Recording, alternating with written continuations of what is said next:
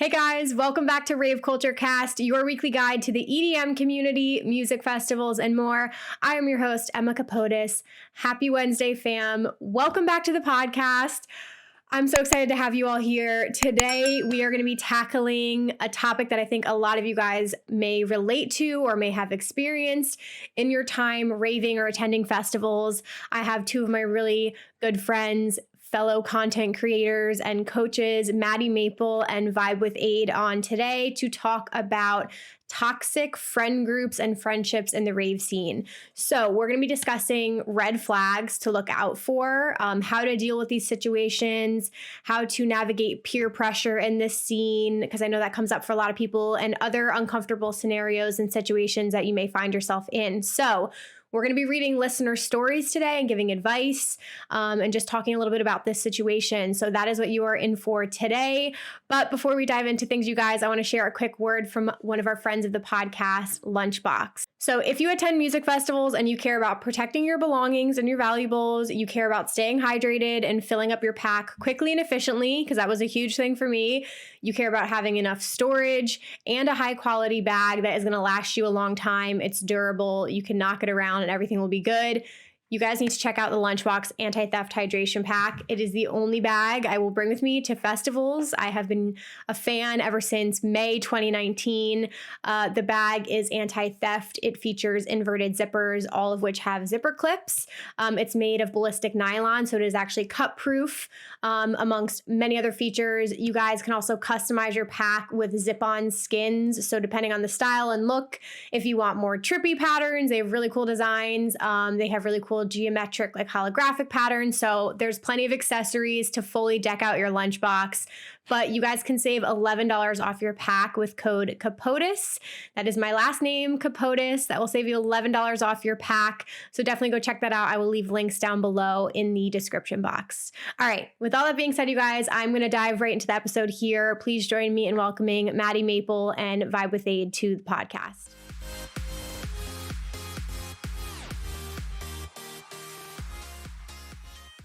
All right, guys, welcome back to Rave Culture Cast. I have two familiar faces here today, repeat guests who are two of my favorite human beings who I always look to for advice. So I'm super excited to have them on for today's topic. But first, we have Madi Maple, who is a confidence and business coach, host of Breaking Butterfly podcast. She helps women create badass lives and businesses, and is a festival goer, of course, as well. And then we have Ade Ramos, otherwise known as Vibe with Ade, or Find Your Vibe, which is her coaching company. She does life and fulfillment coaching. She's a festival content creator, and she's also helping women find fulfillment in their daily lives and everything that they do. So two badass women that I'm super excited to share this space with. But welcome, guys. How are you doing? Yay. Thanks for having us.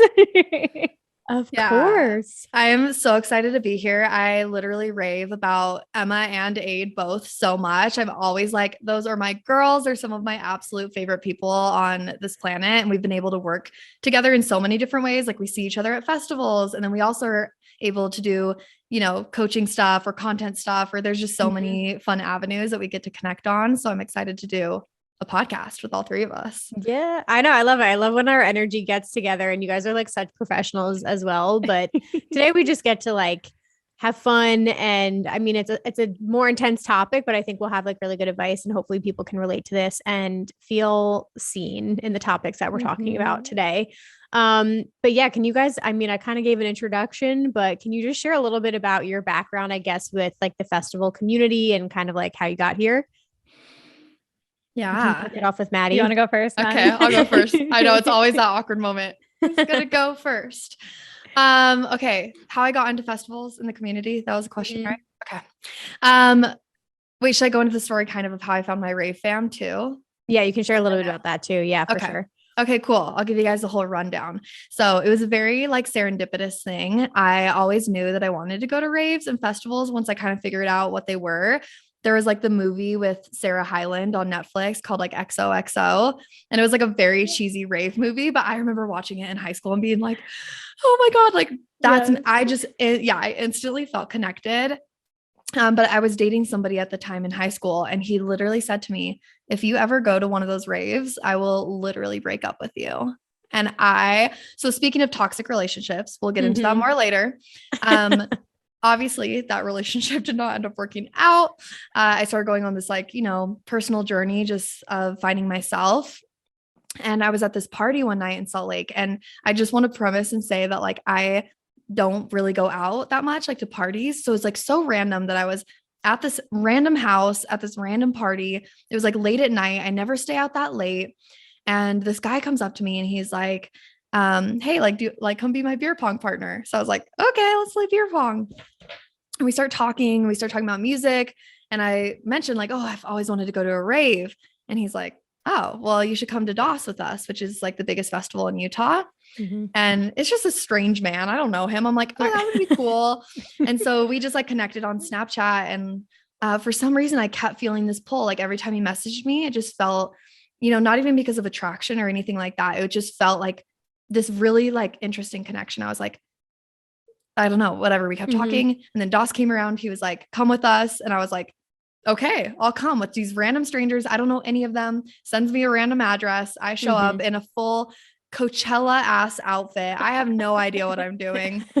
I was working on it for weeks, gluing these little flowers on my outfit.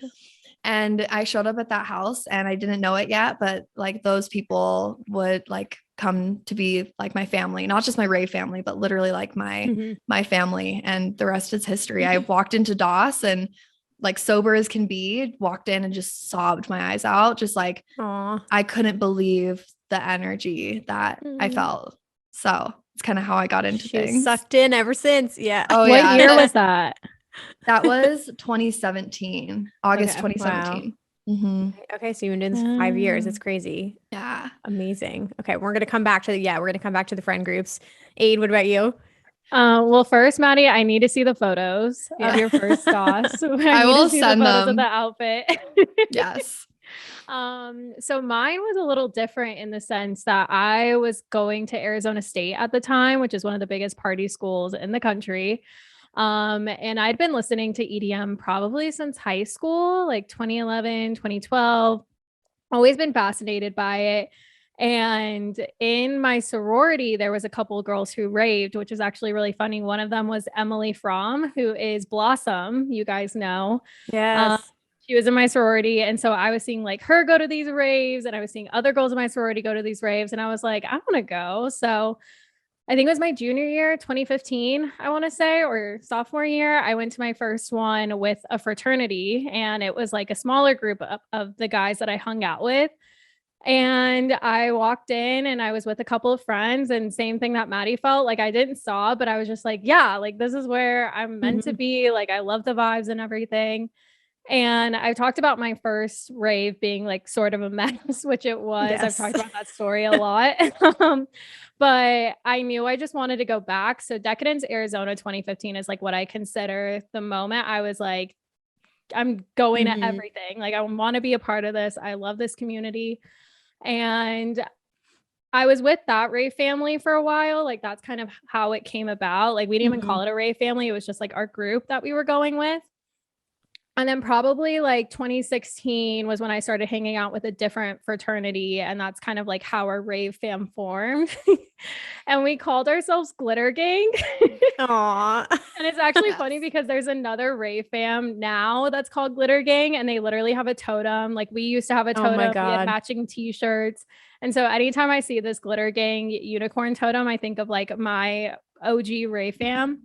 And we were a group of like 50 people, I want to say, maybe even Jeez. more. And so even from that group is split off in like mini rave fams and like depending on your location and stuff. So I've always considered that to be like my OG rave fam. And then I feel like through Vibe with Ade, I've had other rave fams kind of just like sprout about, you know? Yeah. I love it. I remember you rolling deep. I think I've talked about this before, but before Ade and I had like officially met in person, it was at EDC Vegas, and I knew her totem because we had already connected online. Oh yeah. And I remember like just seeing it in the crowd. And I told my rave fam, I was like, I need to like go say hello to her. And I like sprinted over to the totem, and it was like a random guy holding it. And I was like, where's Vibe with Ade? And he's like, who? I'm like, Vibe with Ade, you're holding her totem. Like, where did she fucking go? And I think you were at like Martin Garrix or something like that. that. But yeah, you were rolling deep with a lot of people at the time. Yeah, we always squad up. And it's funny because they just all know me as Ade, right? Because I started Vibe with Ade after that, but yeah, they just all know me as Ade, so they were probably like, funny. who? Yeah, your actual name? Yeah.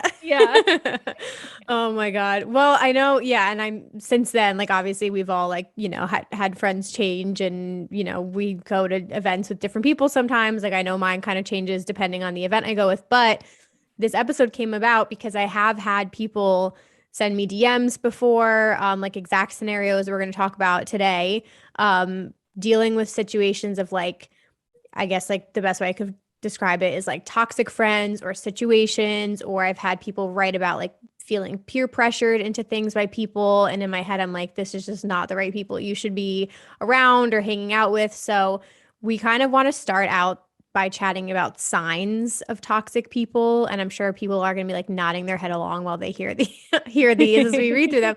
So I started a list, but I want you guys to chime in too. I'm going to go through each one and we can kind of like share any stories or, any scenarios you've ever dealt with. But the first one that came to mind is kind of like, and this can be tricky, but somebody who you're always a babysitter for them. Like they can never, ever take care of themselves. Maybe they're participating in substances, something along those lines, but like every single time there's an issue or a problem or something along those lines. And that's not to say that you shouldn't take care of your friends. You should 1000% be looking after them, but it's somebody who's like consistently messed up all the time and you find yourself being a babysitter at every single event you go to. Have you guys ever had to deal with somebody like that? I would say a little bit. I've been I've been pretty lucky with my Rave fam. We like pretty much hold ourselves, but definitely right. You have people that kind of come and go. And they usually go for a reason because we're like, of course we're going to take care of you if you're not okay. But yeah, there's those people where it's just after a while, you're like, dude, because it feels like more than even the babysitting, it feels like a difference in intention. And I feel like that's one of the biggest parts of finding your Rave fam is having the same intention. Like, why are you going there? Is it for the music? Is it for connection? Is it for trading candy? Is it for this? And of course, it doesn't have to be exactly the same with everybody, but there really has to be, I think, the similarity in values and like your intention of like why you even show up in that space. And someone that's doing that just does not have like the right intention, I think. Yeah. It's a great way of putting it. I would agree with that. I feel like in my college Rave fams, that's what we saw a lot because we were all in college and like now that we've kind of all grown up, we all know how to, number one, kind of handle our stuff, but two, kind of know like what's best for us. And I agree with Maddie, like having that intention is important. I feel like back in the college days, a common problem I saw a lot was like the constant re-upping, like, oh, I took this amount last time, let me double it or take more or whatever, that kind of stuff. That was very like, now looking back was dangerous, you know what I mean? Yeah. But we just didn't know back then. But I think like Maddie said, they just kind of like dwindle out, like you'll take care of them and you'll show up for them. But I think they'll start to realize that there's a larger issue at hand as to why you're going to these events in the first place. Yeah, that's a great point. And that can kind of trickle out too. It like this, a lot of these scenarios are like daily life too. It's not just like the Rave community, but I know with like alcohol, that could be a big one because I've, seen scenarios too with people I know who have had friends who do it overdo it with alcohol every single time, but it will lead to like, losing your phone or breaking something or getting in a fight. And like every single time that person like goes out, there's some sort of issue. And then that obviously like reflects on the rest of the group, which I think if it gets to that point, if it's like a good friend or something, and this isn't somebody that you see not being in your life, then it could be a matter of like having conversations outside of that to make sure that they can get help or whatever that they need. But yeah, that's, I think, great point about having intentions and maybe like assessing your friends or what the group is like looking to do when you go to these events. That was a good one. Totally. It's one thing to be, struggling with your own issue and be maybe a little bit out of control. And it's another thing to be, what a word that came to mind is just like inconsiderate. It's like completely inconsiderate to tarnish somebody else's experience because of you, like almost on purpose. Ugh, it's just not very Tricky. plur. Hashtag Not not plur. Okay, now I'm going to flip the scenario around. A toxic friend or group, somebody who doesn't take care of you when you're down bad. And like, it could be one time, it could be multiple times, but if you find yourself in a scenario where you are struggling and you look around and you find that like there's no one there to help you, your group has dissipated, doesn't care about your well-being, like huge red flag. Huge red flag. Huge red flag, but I can't even imagine having a story that I could share from my own life that resonates with that, because I think a big thing when we talk about toxic friendships is just having a no bullshit policy, just like a really, really high standard where I would never even allow anybody into my life that I thought would maybe leave me hanging, in any scenario. Yeah, no. Yeah. I can't even like fathom that situation. you know what I mean? Even in college, we took party buses and like no one was left behind. Like absolutely no one. Even if they were late, even if they got lost, like no one was left behind. So I think if you are in a situation like that, it's definitely time to like reevaluate that family or whoever you have in your life with that. Yeah. Cause this is like the extremes. This is like a safety issue. If you ever are in that scenario where you just find yourself like struggling and people just like don't want to take care of you or like whatever the situation is, even just like getting people help. I mean, that's the good thing about this community. I feel like we talk about this all the time, like look out for the people around you. And I think people are very good at like stepping in if they see somebody, excuse me, that like looks like they're struggling, but you want to have friends who like recognize in you, like maybe they're having a bad trip or maybe, excuse me, something's going on. Like maybe we need to go to the med tent. Maybe we need to go find ground control, or like they have oasis areas if you need something. So you want to be looking for people who I think you have like having a game plan too, like knowing where those things are and then knowing you have each other's back. If you can't trust that somebody in your group or the whole group is going to have your back, I feel like that's a very, very strong sign of a toxic friendship. Yeah. I was going to say that go in with a game. I think everyone should know those things to begin with, but if you are like worried about that, like it's just important to know where the med tents are, if there's like an oasis for you, sober groups or whatever it may be, to like rely on that. Yeah. Okay. This is a big one, you guys. These are scenarios I've experienced and I've heard other people experience.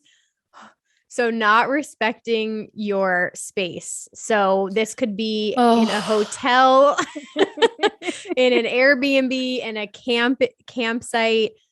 So the red flag is somebody who doesn't respect or is not considerate of the space, which could include inviting people over without consent, keeping you up all night, no regard for anything. Any thoughts on that scenario?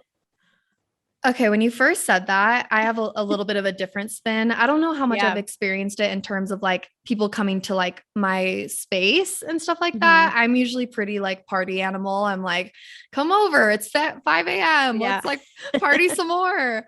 But for me, actually, one of my biggest pet peeves is when like I'm standing in a crowd and a man is trying to get like around me and they'll like touch my waist to be like, excuse me, and like move around me. Or even just like, I know that at raves, people are very like touchy and lovey and they want to give you little massages and hugs and, you know, come up to you and dance with you. I personally just am not that person. And I really, really need my personal space, especially like if I am tripping and I just like I don't want people to touch me. And so, yeah. And I feel like maybe some people just don't get social cues, but I always find it really like makes me really uncomfortable, especially the man thing. If they're like getting around me in a crowd and they touch my waist in any way to move around me, that makes me feel so unsafe. And so that's kind of when you first said it, that's what came to mind, is more of personal space or my personal bubble, literally like my, you know, But that applies to friendships, because if there's somebody in your group that's making you feel that way, like invading your personal space, that's a new bullet point here. Yeah. I guess we're more talking about like friendships and stuff like that. But that's just the first thing that came to my mind. So 100%. Yeah. To that effect too, when your friends and your rave fam are like super chatty sometimes, and you're yeah. just trying to focus on the music. You know what Yeah. I mean? Like I love you, but like the music, like Totally. I try to like hold the conversation, but when it's like extending past 3 songs or you know what I mean? Like that's something that came to mind for me in terms of that. But then I don't know if I've told this in some places, Emma. I don't know if you remember when we got kicked out of our Airbnb at Crossed Mm-hmm. 2020. Maddie, for you to know more about this story. We went to Cross 2020, the only festival I went to in 2020. It was like right before everything shut down. The night before, one of our friends, the friend that was the one that got the Airbnb, she decided to invite some people over. And I guess the neighbors didn't like that. It wasn't like an out of control party, but like she didn't really let us know that she was just like inviting people over. And we're like, fast forward, we're at Cross and 6 p.m. rolls around, 7 p.m. rolls around. We get a text that we're getting like kicked out of our Airbnb because like the neighbors complained. And then like the owner was worried that like more people were sleeping there than like what was allowed. Like, all of these things. And so we were like, okay, well, we have to leave and be out by midnight. And the festival, I think, ended at 11 or something like that. Or it ended at midnight. I can't remember. So we saw like half of Chris Lake and then we had to like leave. And I was like crying, packing up everything because I was like so frustrated and annoyed because it was out of my control. And like normally I'm in control of things, but this was like one time where I was like, oh yeah, someone else can book the Airbnb. Someone else can like handle this. Let me like You're like, let shit. this happen. Yeah. So that was a case. And like, I'm still friends with that person, but I am on the fence when it comes to like Airbnbs in California now, just because I think there's like a level of strictness, right? So like, we're going to Lane 8 in LA with a friend group. And I was very like, no, we're getting a hotel. I'm not doing an Airbnb because I just like do not want to get kicked out. Traumatized. You know what I mean? Cross PTSD, never Yeah, again. like literally. I mean, I've literally heard of scenarios like I haven't done this, but I'm sure some of you guys listening have. Like a lot of the times you can get in these scenarios because it makes it more affordable, especially when you're younger, where you get an Airbnb and then it's like, okay, we have to fill the Airbnb. So then you invite like friends of friends or like acquaintances or people you may not even know, and you meet them that weekend. And so you don't know each other's like, you don't have like that respect yet or each other's like level of comfortability. And I've literally talk to people where they're like, in that exact scenario, met people that weekend and the people like literally were screaming at the top of their lungs until 6 a.m. or blasting music with like no consideration for anyone in the house. And I feel like those are the scenarios where it's like, if you can't communicate with your rave group or you constantly find yourself where people are inconsiderate, and the inviting people over makes me nervous because it's like, if it's your shared space and you just come back to a room and there's like all these people you don't know, like with your stuff, I feel like that's also something that like needs to be a conversation before it happens. Yeah, Totally. It's tricky. I don't really make friends, so yeah. I'm never going to be inviting anybody over. I'm like, I have my 3 friends and that's who's with me. Yeah. I love that. Okay, some other ones. So peer pressure I wanted to talk about because this is like one of the reasons this episode came about, but I've gotten messages from people who have said, I was in this scenario, I'm a sober raver, I don't really like to participate in any substances, and I was at this show and this guy came up to me and he was like making fun of me essentially, or like making me feel guilty for not wanting to participate, and was kind of saying things like, are you boring, or like, why don't you want to do this, blah blah blah. And the way she was referring to it was like a friend. And I was like, that's not a friend if they're going to be speaking to you like that and making you feel bad about a choice to be sober. So I feel like a huge red flag can be any sort of situation where you feel peer pressured into doing something you don't want to do, or to being made to feel bad about it, which is insane to me. For sure. Yeah, that just doesn't make sense to me at all. Like, why wouldn't you want your friend to like make the best choice for them? Yeah.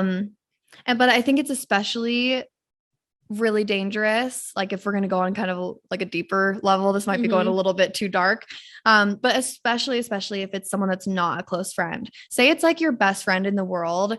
And okay, peer pressure isn't good on any level, but I could just see scenarios where it's a really, really close friend and maybe you're like feeling nervous about doing something, but there's like a little bit of a desire and they're like, hey, like I got you, let's do this thing. Like, I could see where that could be okay. If it's someone that is an acquaintance and they are trying to give you anything at all, and especially alcohol, and they're like, come on, just have a drink with me, anything like that. Like that's where I could see peer pressure being really dangerous. Cause sometimes peer pressure with your friends, right? It's like kind of fun if it's like really close friends. Right. Yeah.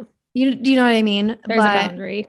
Yeah. But it's a very, very fine line there. Yeah. Right. And so, yeah, I don't want this to sound like peer pressure is okay. If someone wants to be sober, they're sober. But you know what I'm saying? Especially if someone is not a close friend of you and they are trying to, pressure you into anything. Especially, I just think like, why are they trying to get you fucked up? What are their intentions? What are they doing? Like, Right. Yeah. know? And this exact scenario was kind of like just being at a show where you want to have a fun time and then somebody comes and makes an offhanded comment to you, which makes you like start overthinking like, oh, like, what are you, no fun? Like, you're not going to participate with the rest of us. It's like, who would ever make you feel like that? First of all, I feel like the only reason they would be bothered by you being sober is maybe their own judgment of themselves. And they feel like they can't have fun. Yeah. They can't have fun being sober, because why else would someone be upset for you? Yeah. It changes nothing about their experience. Yeah. For you to be sober. Exactly. Except for how they feel about themselves. That's the direction I was going to talk about, is like, it's obviously a problem within themselves, you know, and to not let that get to you, and to probably connect with a group of sober people if you can, because you'll find more like, I guess, support in that way, right? Like that person doesn't have your best judgment. And just speaking from personal experience, since I have not been drinking for 4 months, like my friends have been so supportive. It's insane. And one of the main things I thought was like that they weren't going to be, you know?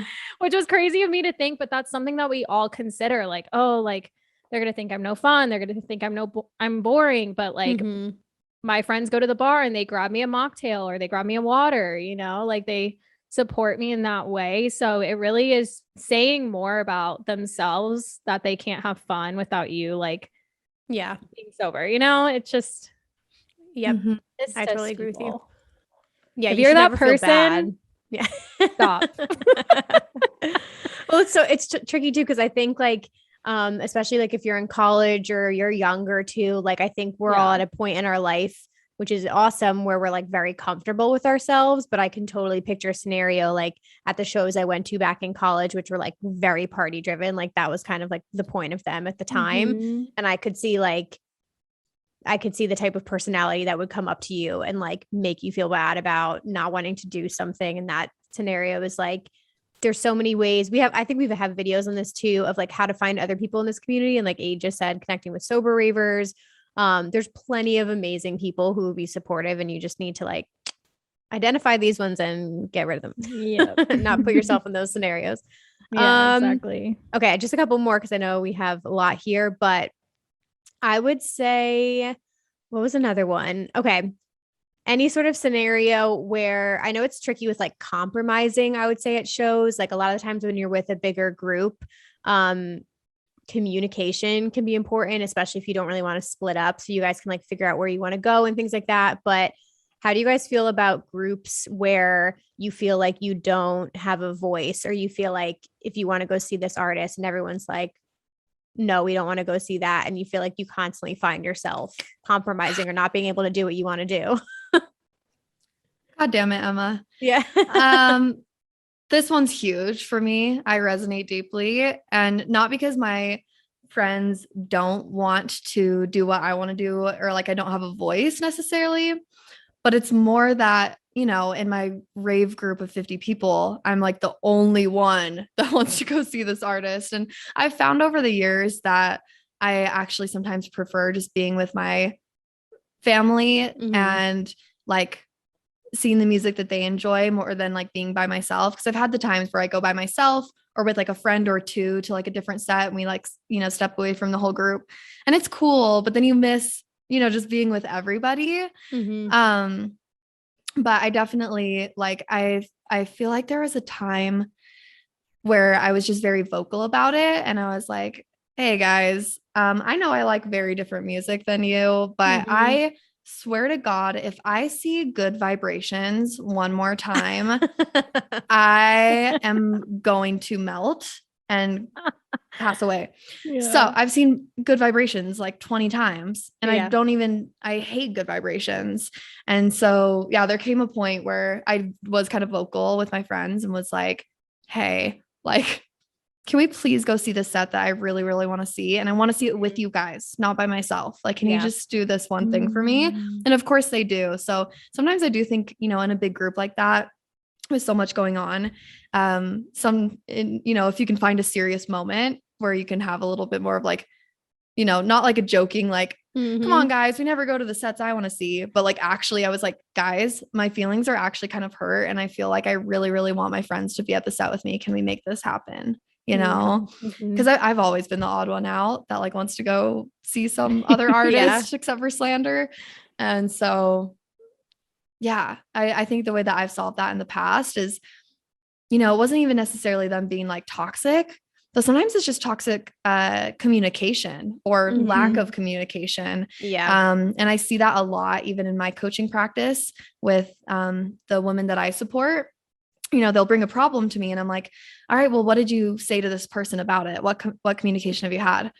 Or they're like, nothing. Or they'll be like, I wonder what this person thinks, or I wonder what this person would say. Oh, I just don't know. Da, da, da, da. I'm like, why don't you ask them? And I'll literally have clients be like, oh, I could just ask them. I'm like, yes. And so sometimes it's just, people have good intentions. I think some people are just oblivious, and, we have to really like stand up for ourselves and,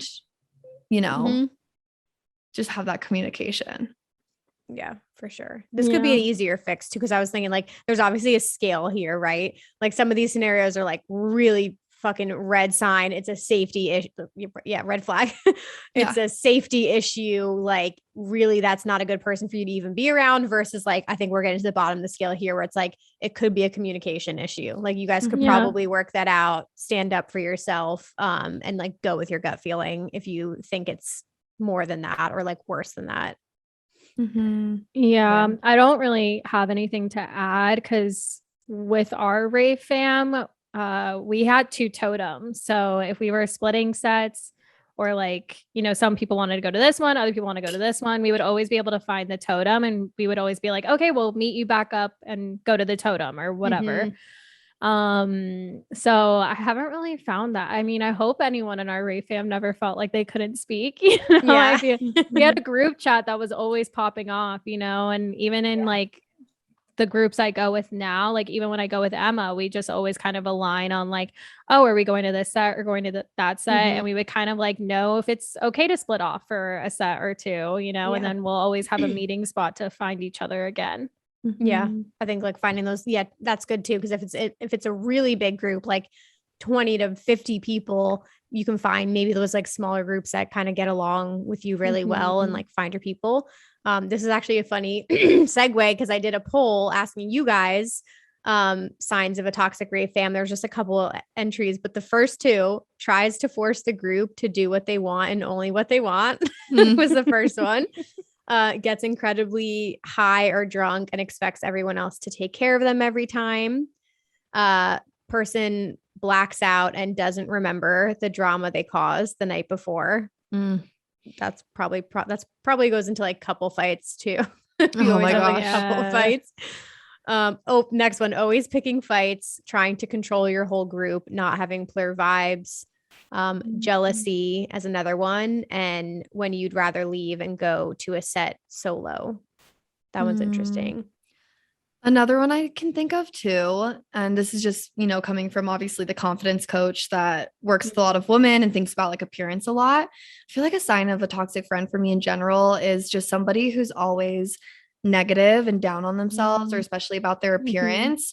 Because I feel like the beauty of the rave scene and like how it helped me heal my confidence so much was this like free expression and feeling so beautiful.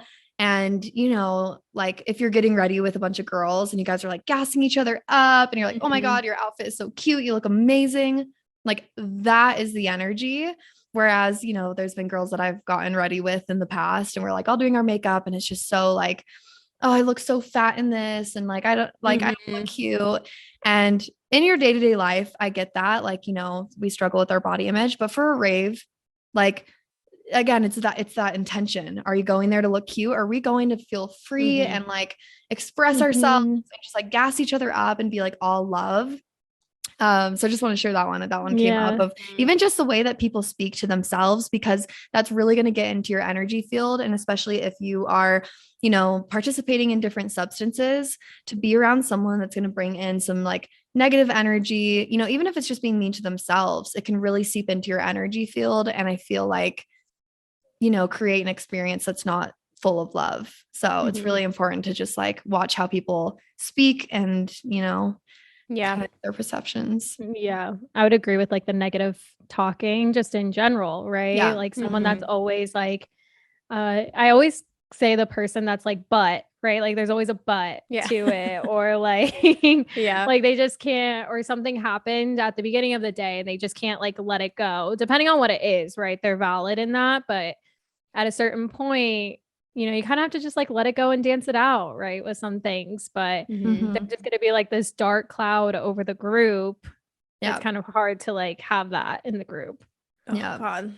Like, this is like stressing me out. I feel for you guys because it's hard. Like it is fucking hard to navigate it. And we're going to talk in like a second about how to like get out of these scenarios too, because like we've all gone through it. Sometimes it's just situational where it's like a one-time thing and then you have to deal with it again. And other times it's like you find yourself in toxic friendships and like you genuinely have to assess them. But I'm glad you mentioned energy because I know we're all like very much into that. But I remember I was reading a book that was talking about it, like we're literally made of energy, and like picture in your head right now a person who, when they walk through the door, you like instantly get excited. Like they're such a happy person. You just can feel that energy. Like we all know someone like that who just lights up a room. And then think of like the opposite person, right? Like think in your head of a person right now who like makes you feel icky. Like there's just something about their aura that like drains you.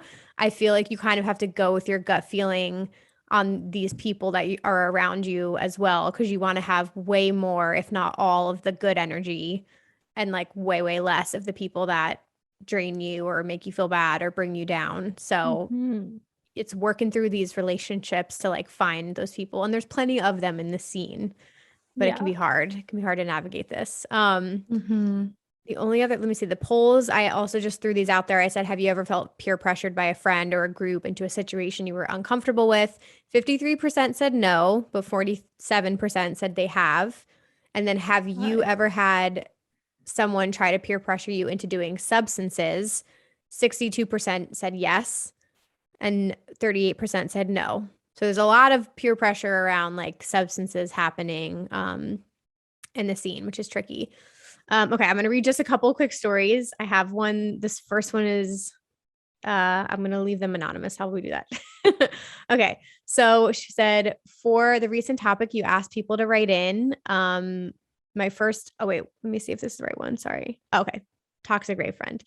I would say it's really about knowing your boundaries and staying firm in your boundaries, realizing you never have to do anything you don't want to do, and always, always, always following your gut. I've for sure been in some scary situations regarding being at shows and being able to remove myself and be firm in my decision. Being firm in my decision has absolutely been to my benefit. I think that's kind of like echoing what we said, kind of having boundaries with people as well. Boundaries are hard for me. Yeah. And realizing that, like, I feel a lot of people feel like they can't have boundaries because, or like they're trying really hard to keep their friends because they almost have this belief that if they lose their friends, then they're going to have zero friends. When in reality, if you lose the bad friends, you are going to attract better friends. But I think some people do compromise on their boundaries because they're like afraid to lose their friends. But sometimes if you're afraid to lose your friends, the best thing you can do is lose them. So. Yeah. Great point. We're just all on the same wavelength. I feel like being in this call because I literally was like lack mindset. Yes, like in my thank head, like you. it's literally like scarcity mindset, like thinking that like that there is not an abundance of these people. Like there's so many people in the rave community. Like there's so many people that are plur. You know, that we've had this conversation about plur not existing. And I think that's a whole mindset belief of that plur doesn't exist anymore. And I'm like, want to shake people like plur does exist. You're just like looking for that confirmation that it doesn't, you know? So yeah, that's a great point. I'm that person though, because I have to say, I know plur exists because I live in the plur, but walking around a festival, there's not as much I feel as when I first started raving. Maybe it is a perception. That's a good point. Maybe it's a mindset, but I'm the that festival bitch. itself. Yeah. It depends on the event, maybe too. It depends on the event. Yeah. It depends on the event. It depends on the event. 100%. I think that's what it's coming down to now. It's like locationally, right? Like, because we hear a lot from like Southern California where a lot of new ravers are going to those events, right? Because there's events all the time. Yeah.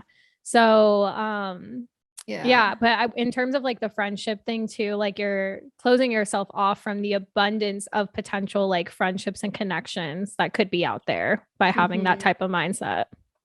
Yeah, exactly. I agree with you. I literally just said this today and I feel so strong about this, but I feel like you have a festival experience, especially when you get to a place in your life where like you do have really good connections and you have this like incredible weekend with these people and you bond so well with them. And then it's over and you're like, damn it, I really wish this exact same group could be at the next one because I love them all so much. And then you go to the next one and like a couple people are different in your group and then you fall in love with them and you're like, this group is fucking amazing too. And I just like had that thought today. I was like, you can just find these people and you can expand your circle. And like, I just constantly get surprised over and over again by like how many fucking amazing people there are in this community. And each time we pick them up and I'm like, yes, you are now in the fam. I fucking love you. Your energy is amazing, but it's all about attraction too, right? Like if that's what you're putting out in the world, you're probably getting it back. Exactly. Yeah. All right. This next one's short and sweet. It literally says, ha ha ha ha ha. Hi, Emma. So I was friends with this girl named Blank who we brought to Paradiso with us. And she was hitting on my ex at the time while we were there and the guy that my sister was currently seeing. She was so rude to my other friend in the group to the point where she ended up crying because she was bossing her around to get her phone charger, make her food, bring her socks to the photo shoot that she had, etc. The first girl didn't bring any food with her, no phone charger. So she needed us to take care of her the entire weekend, yet she ditched us as soon as we got inside the festival. She wasn't the nicest to anyone. And after the event, I sent her a big text essentially telling her that we didn't want to rave with her anymore because she was extremely toxic. Anyways, if you want to use the story, keep the names out of it. LOL. Yep. Wow. These are actual scenarios people are dealing with. Yeah. I just can't even fathom. I just can't. I can't believe that people actually act like that. Never. I guess like, yeah, no. I mean, props to you for cutting it off right away after, you know what I mean? Because some people would have probably continued to keep her in the group, you know? To show up, like, let's just like go through that though. There's like a lot hitting on, okay. So number one, hitting on your ex in front of you, like super inappropriate. Making somebody cry. So just genuinely like not being a good person and trying to make people take care of you, literally not coming prepared. Like, which it's one thing if like you genuinely don't know and you need help, but like blatantly coming unprepared, mooching off of people and then completely ditching them when you go inside. Brutal. That's horrible. Brutal. Yeah. That's ditching is another thing. We didn't even talk about that, but like if that, and again, that happens with like when you're in high school and like you get ditched for the night by your friend, like that situation just sucks for everybody. But if you find yourself in a scenario where you get into an event and like everybody disappears and you don't hear from them and you just get totally ditched, like that's fucked up too. The girl I went to Holy Ship with, I just ended up being like her roommate and she just needed to fill her room. And I wasn't sure if we were going to be like she was an old coworker, but we weren't that close. I wasn't sure if we were going to be besties and like going to sets together. And then like, she just kind of split off. And like, luckily I had friends already there, but had I not, I probably would have been like, what am I doing? You know what I mean? And she like totally split off. But the only time I saw her was when we were sleeping. That was the only time I saw her So the whole crazy. festival. Mhm.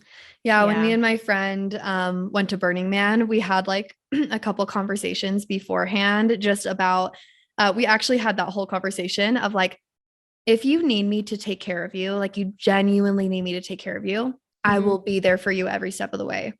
And also, I'm not taking care of you, so you better hold yourself because like this is my Burning Man. And then we also had the conversation of like just super like just before going into the mess, like really making some again communication and just having clarifications around, like she even said to me she was dating somebody new and she was like, hey, if any of these days you want to have a day with just me, just you and I, and just like girl time, just communicate with me because like I am going to be spending a lot of time with this guy. And I made it very clear with her, I have these other friends, and you know, just saying that up front first, right? Like your coworker could have just said to you, hey, come room with me, but just know that like I don't really want to hang out. I have other friends. I'm gonna do my own thing. Because when you go into it and you know everyone's intentions, then everything's fine. Yeah, 100%. Okay, last scenario here, and then we will get moving because Ollie's literally starting to throw the ball at me. He's so over it. Okay, so this one says, first, I'm sad to hear that you have received messages asking for help with peer pressure. The rave scene is such a beautiful, accepting, and welcoming place, but that doesn't mean that there aren't other negative sides as well. I had a lot of trouble making friends and finding acceptance growing up, and definitely have fallen victim to peer pressure many times. The first thing I'll say is that if somebody is putting you in an uncomfortable situation or telling or implying that you need to use substances to fit in, those people are not your friends, period. Peer pressure is so complex, and I personally think there are two forms of it. One, where someone is telling you or implying you need to do something, especially if it pertains to fitting in. I've not encountered this too much in the rave scene, as it does tend to be pretty welcoming and accepting. However, the form of peer pressure that I have experienced a number of times in the rave scene is a bit more self-imposed. For example, I've run into situations where one person has offered another person substances just to make sure they knew they were included and to share, same ways as if somebody came to your house and you asked them if they wanted food or a drink. However, the person on the receiving end, depending on their social personality, might interpret that. This is kind of what we're talking about. Might interpret that as peer pressure, especially if it's a dynamic where they're not as socially confident or want to fit in. Yeah, that's definitely tricky. What I've learned through my own experiences with fitting in, making friends, and peer pressure is that when you do something that is not truly you, those around you can tell that you're not being genuine and that you're uncomfortable with the decision and situation you're in. Even if you give in to peer pressure, the same thing still applies. If you do what's pressuring you, it still probably won't result in your acceptance. The best thing you can always do for yourself is to always stay true to who you are and know what is truly best for you.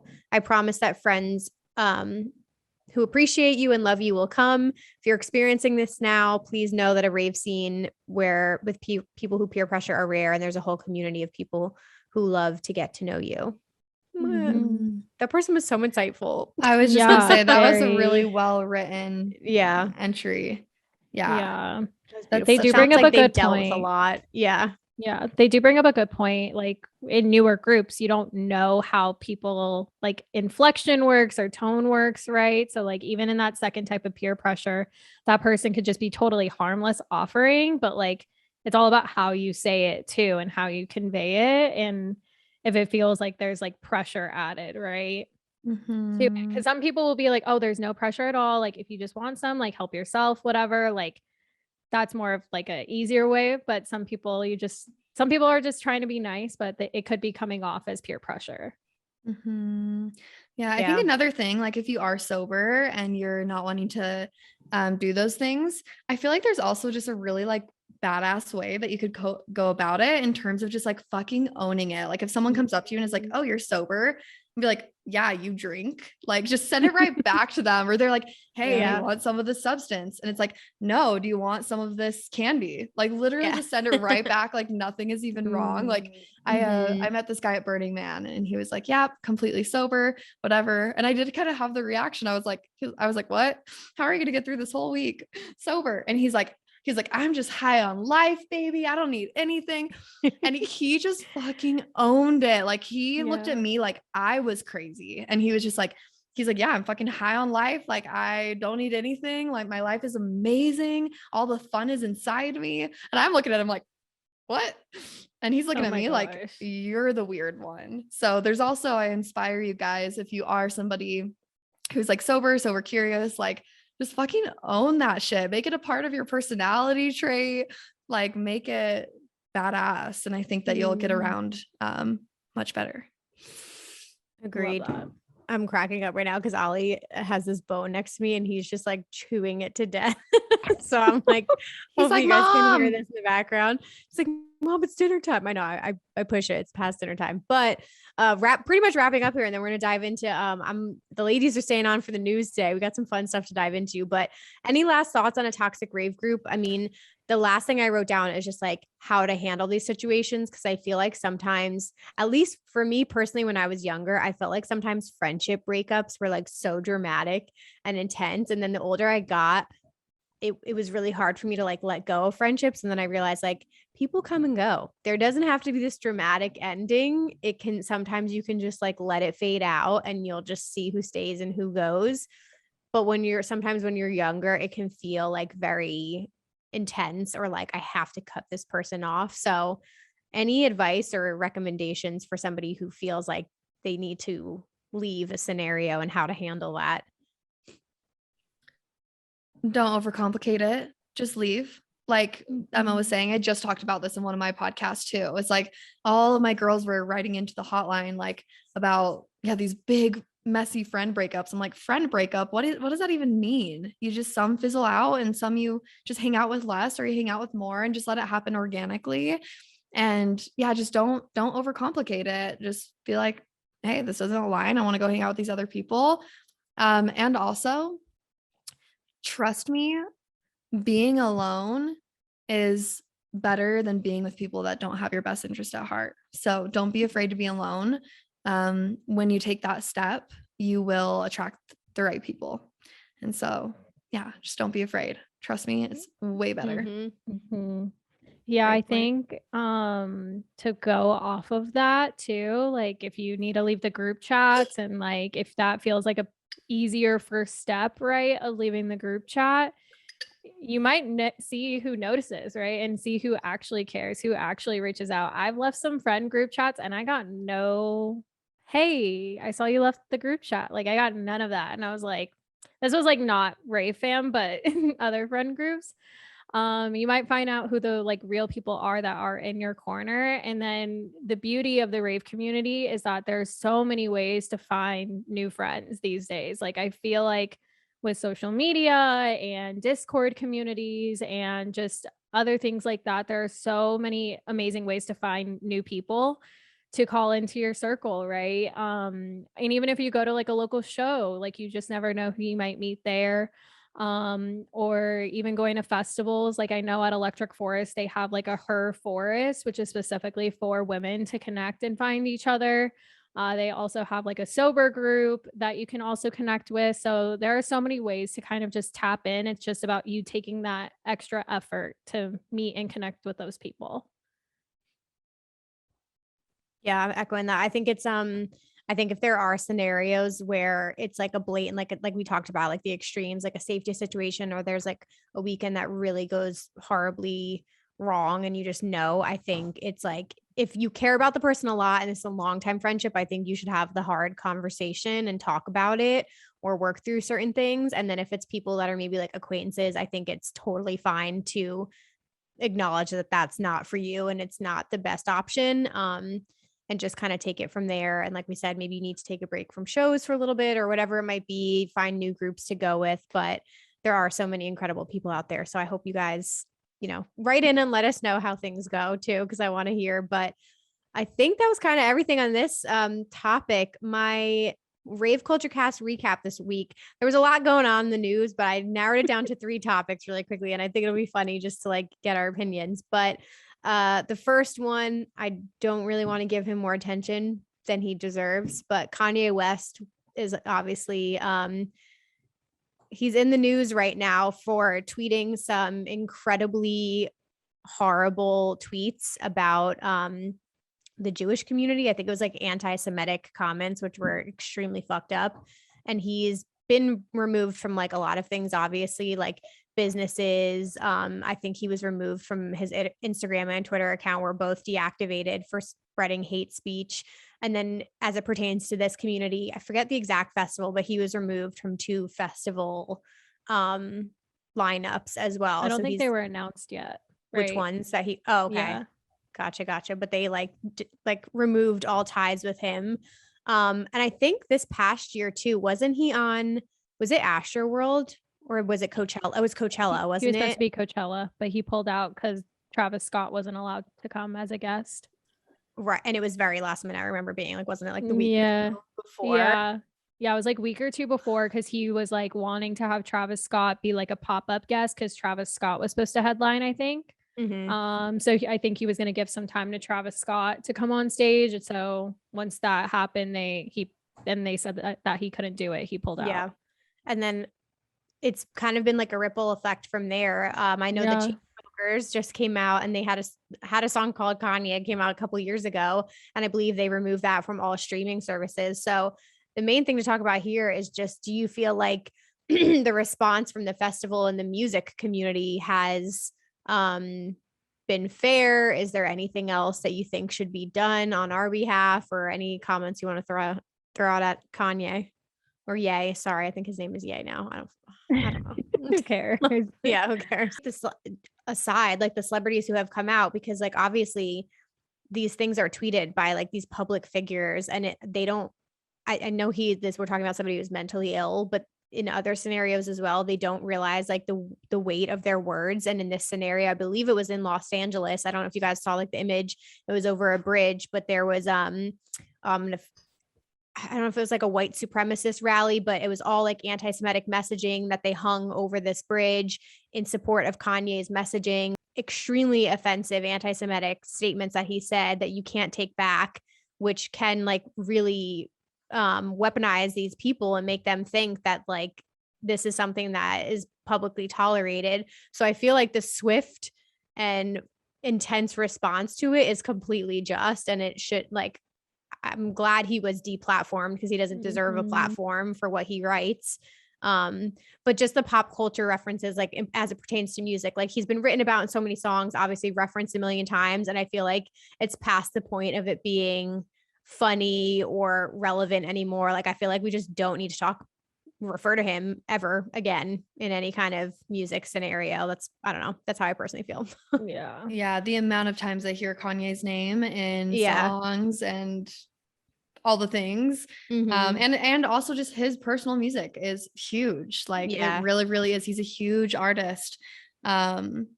It's, for me, I've actually just been like sitting with this a lot recently, not only with Kanye, but with like just other musicians. And it just really, really pisses me off, honestly, that so many of them make decisions that they know will ruin their career. A lot in the EDM community. I just heard about a bunch of other things. I'm not on EDM Twitter, but I just heard about a bunch of other allegations coming out, and it's like all of these sexual allegations, and like I just feel so frustrated that they create this music that creates some of the best memories of our lives, and then we almost can't listen to that music. Even for example, there's a couple Bass Nectar songs that I really, really love. Like there's some of my favorite songs, like fucking Mothership, like Goodbye. I love that song. But now I like listen to it and I'm like, it's not the same anymore. I don't feel like I can listen to it. And it just feels like so disrespectful to for these artists to do anything that is,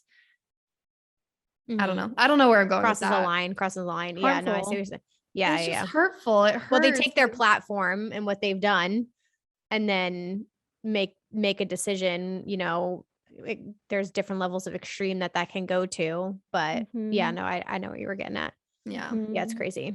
Well, we'll see what happens with that. It's kind of like, I know Adidas just cut ties with him. Like it's been crazy. Like one thing after the other that's been coming out. On a positive note, I will say, End Overdose, which is an organization that provides resources on harm reduction, drug testing kits, things like Narcan, Insomniac, and Pasquale Rotella actually just did a post this week announcing the partnership with them, starting at Escape, and their presence is going to be at every single Insomniac festival moving forward, where they're going to be on site providing harm reduction resources, handing out Narcan. Narcan is going to be allowed to be brought in by guests, which it used to not be. Amazing. So this is like a huge step in the right direction, I think, for harm reduction. But any thoughts on that announcement this week? Amazing. Mm-hmm. It's been a long time coming, but it's a Yeah. amazing positive step in the right direction that I think we've all been asking and wanting. And I know people are like, okay, well, the next step, like get dance safe at these events, right? And it's just like, we got to take what we can right now and just keep hoping, right? That we'll continue to have harm reduction be at the forefront of these events because, yeah, I mean, I think, wasn't it last week there was a big fentanyl bust in San Bernardino even, I think. I saw that. So I think it's great that they did this. And I think it was probably because of that event, you know, that where Escape is going to be held in the same city, like you need to have these things available. So I think it was a really great step by Insomniac to finally do this. So I just acknowledge it. Yeah. So I think it's going to start to set a precedent for hopefully some of the other events as well, right? Like hopefully for like some of the bigger, larger scale festivals like Coachella even and Life is Beautiful, like some of those other type of festivals that we don't see that at. Yeah. Yeah. I feel like I just felt a sense of relief when I saw that because that's something that I just stress about myself, especially as my siblings are getting into the rave scene and, you know, like what it's like to be a kid. And I'm like the overprotective mom. And so I just am always telling them, I'm like, if anyone offers you anything, if you're ever going to do anything in the future, you know, they're pretty good kids now, but it just, I will sit them down and have like conversations with them and be like, please, because how heartbreaking would it be to lose someone you love just because, you know, you thought you would be safe one time and we feel like we're so invincible. So yeah, it just felt like a huge, huge relief to see that. Like, cause I just think it's so important. Oh my gosh. Ollie is literally no, I love you. He's officially over the internet. So cute. What do you think about end overdose, Ollie? What do you have to say to the people? I think he was trying to take your backdrop down. He was like, dude, I know. I'm so sorry, guys. Like he's like, okay. he has been hanging in. I will make this the last question because he's like so ready for dinner. So I feel bad. No, I love it. And we're leaving all this in. This is off the cuff. No, but I agree with you. I think I'm excited to see where this goes. I don't know that much about End Overdose. I'm going to try to get them on the podcast. I've had Dance Safe on twice. So I think for me, I agree. Like obviously because of the Rave Act, this is why organizers haven't been able to like really have a presence of harm reduction on site at events because of the risk of like getting shut down. But it's been around for such a long time now. And I clearly think harm reduction saves lives. So I'm curious to learn more about End Overdose. I'm going to do more research on them and hopefully talk to them. But I agree. I hope we see some Dance Safe presence at events because they've been around the longest, I believe. They've been doing this forever. But I'm excited. I think having Narcan at events will be huge and hopefully people can go learn a little bit more about that. We have the episode. You guys can learn like how to properly use it and what it is. So definitely educate yourselves on that and please be safe at Escape this weekend because I know it's a big event coming up. One of the girls, Cammie, that does End Overdose. I can't wait for you to talk to her. She's so nice. She's in kind of like a lot of their educational videos. She's like their spokesperson, I think. Yeah. She was a YouTuber that I discovered. So seeing her like affiliated and I think that's like the next thing she's kind of working on. She also does music too, but she was a YouTuber that I used to follow. And so seeing her face, I was like, whoa, like that's so cool. So I hope you get to talk to them. And if you do it, I hope it's awesome. her. Yeah, no, I'm going to reach out to them. Fangirling. Awesome. Well, thank you ladies for providing advice and sharing stories. I love doing this episode with you guys and it was good seeing your faces. So thank you for coming on. Thanks for having us. Of course, plug where people can connect with you. Ade, you can go first. You can find me at Vibe with Ade on Instagram, TikTok, YouTube, and my coaching business is at Find Your Vibe 111 on all the same platforms. And I also do have a podcast I just started called Life is a Vibe, all about life fulfillment and all the things. And yeah, that's basically it. Perfect. Love it. And yeah, thank you so much for having me, Emma. I'm so grateful. And yeah, I'm Madi Maple and my Instagram is Madi Maple. My TikTok is Madi Maple, Madi, and Maple like the syrup. And then I have my podcast, Breaking Butterfly. And I think that's it. Awesome. I will leave all their links below, along with like coaching services, all that stuff they've got going on, because they've got incredible resources for you guys. But thank you guys for being on. Thank you for listening to this episode. All of the links to connect with Rave Culture Cast will be down below, and I will be back next Wednesday with a new episode. Bye, guys. Okay, bye. Dancing.